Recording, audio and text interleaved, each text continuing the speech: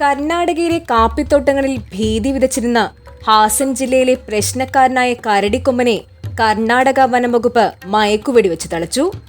ഏകദേശം 2 മാസങ്ങൾക്ക് മുൻപാണ് ഹാസൻ ജില്ലയിലെ വനത്തോട് ചേർന്ന് കിടക്കുന്ന ഒരു കൃഷിയിടത്തിൽ ഒരു കർഷകനെ കൊല്ലാനായി ഓടിക്കുന്ന കരടിക്കൊമ്പൻ എന്ന ആനയുടെ വീഡിയോയും ചിത്രങ്ങളും പുറത്തുവന്നത്. മറ്റുള്ള ആനകളെ അപേക്ഷിച്ച് കരടികളെ പോലെ കരിങ്കറുപ്പ് നിറമുള്ള ആന ആയതിനാലാണ് ഇവനെ കരടിക്കൊമ്പൻ എന്ന് വിളിക്കുന്നത്. കർണാടക വനംവകുപ്പിന്റെ നോട്ടപ്പുള്ളിയായിരുന്ന 35 വയസ്സുള്ള കൊമ്പനെ അഭിമന്യു ഉൾപ്പെടുന്ന കുങ്കിയാനകളുടെ സഹായത്താലാണ് പിടികൂടുന്നത്. ബേലൂർ ജില്ലയിലെ കാപ്പിത്തോട്ടങ്ങളിലെ സ്ഥിരം ശല്യക്കാരനായിരുന്നു ഈ കൊമ്പൻ. മിന്നൽ വേഗത്തിലാണ് ഇവൻ ആൾക്കാരുടെ മുന്നിൽ പ്രത്യക്ഷപ്പെടുക. ഇവന്റെ ആക്രമണത്തിൽ നിന്ന് രക്ഷപ്പെടുക പ്രയാസകരമാണ്.